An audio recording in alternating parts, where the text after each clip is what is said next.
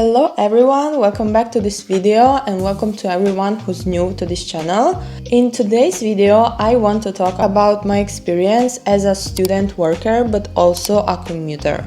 That was hard, not gonna lie. So a little background. After 2 gap years, I started university this September 2024. I am studying economics and management in Italy. This was a huge step for me because I was so scared to not make it. 2 days ago, I did my last exam of my first year, and in 2 months, I will be starting my second year in university. And everything went pretty well. So today I want to share some tips and I want to share my experience and how I managed to balance work, my studies, and also meanwhile being a commuter and not going crazy actually. That was pretty hard. Okay, let's get into it. I'm gonna be real here and I'm not gonna lie, I've always been struggling with time management and I've been procrastinating a lot, especially during high school. But this year, even though I had less time for studying, I did pretty well in university and I can also tell that by the results of my exams. I want to share also how I organized my week and how I put everything together to make it work. Let's start talking about my first semester, which was the craziest one. I had lessons 3 days a week, Monday, Tuesday and Wednesday. Then the other days I was working. So basically I didn't have even one day a week when I was like, okay, I'm not gonna do anything today. That was actually crazy, but that was the moment when I was like, okay, I need to change something. I need to seriously start organizing my time, because if not, well, that's not gonna work. From that moment, I started writing down everything that I was doing during my week. For example, if I had lessons on Monday, Tuesday and Wednesdays, I wrote on my calendar. I basically always used my calendar to write down everything. I wrote simply lessons from Monday to Wednesday. And then the other days I wrote that I had to work. That's already a big step because I was like, okay, in these days I'm doing this, the most important tasks that I cannot skip. Based on that, I organized other things. For example, like if I had to work on Friday morning, I knew that on Friday afternoon I must be studying because there's no other time when I could do that. I think it is more important studying fewer hours and studying better than studying all of the afternoon, like from 1 p.m. to like 8 p.m., right?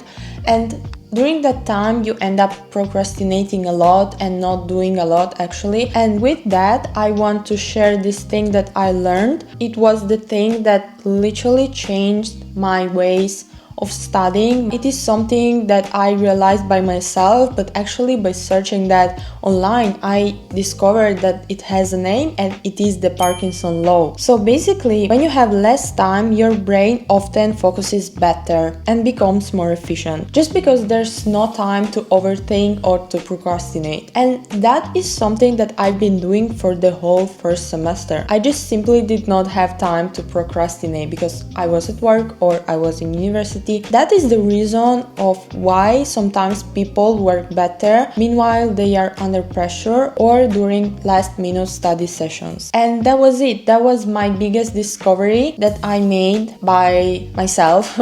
I realized that seriously, when I had less time, I was more concentrated when I was studying. I didn't actually need all afternoon to study a topic. I usually did that on the evening after university lessons or after work in like 2 or 3 hours. Now we have 2 main things. The first one is plan your week, not just your day. And second is use your time wisely. Now, obviously it is mentally draining, constantly thinking about work, about studies, about doing something. So now I would like to introduce another thing that I learned during my first semester. That is prioritize energy, not just time. There were some days that I had time. For example, after a shift at the work, I was really exhausted to study. I learned to rest when I needed that and study when I was mentally present. If you're not mentally present, then it makes no sense to stay on books and try to understand something when you are not there with your brain and you're thinking about something else, or you just want to sleep, it's okay to take a rest. And sometimes I think it's better to take a nap than just pushing yourself, and that leads basically to burnout, so we don't do that. Now, there were times that people maybe in the group chat from university were talking about how much they were studying, they were talking about the projects that they were doing.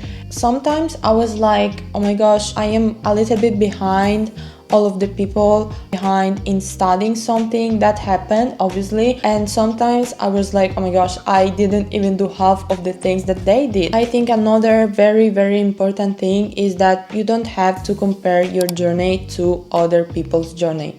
Some classmates just had more free time, or they were full-time students, and that is okay. There were a lot of times that I had to remind myself that we have all different paths, and to be honest, I do not regret working during my first year in university, because thanks to that I learned a lot of things. For example, to manage my time more wisely, and obviously I made some money that I spent really wisely.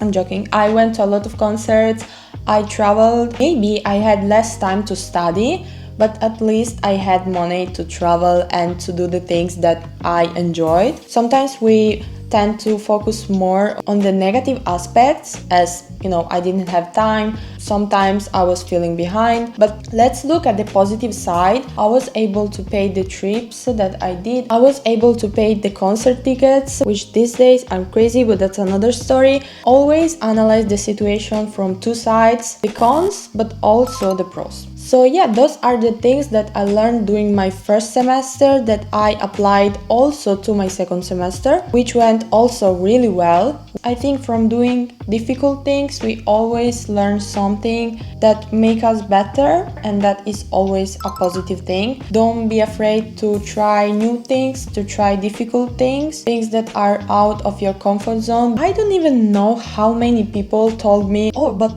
how are you going to study, to work, but also to attend lessons in a university that is far from your home? And at the beginning I was like, I don't know, I'm just gonna figure out things during my journey. And look at me now, I finished my first year, I don't have any exams left to do. I learned a lot of things from this year. The last tip, don't let people tell you what you need to do, because if I would listen to all of the people that told me, are you sure? Probably I wouldn't be here. So yeah guys, this was my year, really crazy. A lot of things happened, a lot of things changed, but at the end the most important thing is the result, and the result was good. Okay, so if you reached this point of the video, thank you so much for watching. Don't forget to like this video and subscribe for more videos. This summer I'm entering my YouTuber era, so I'm gonna post more frequently here on YouTube. If you also want to follow me on other socials, I will leave everything here. I really hope that this video was helpful, or at least entertaining, and thank you again for watching, and see you in the next video.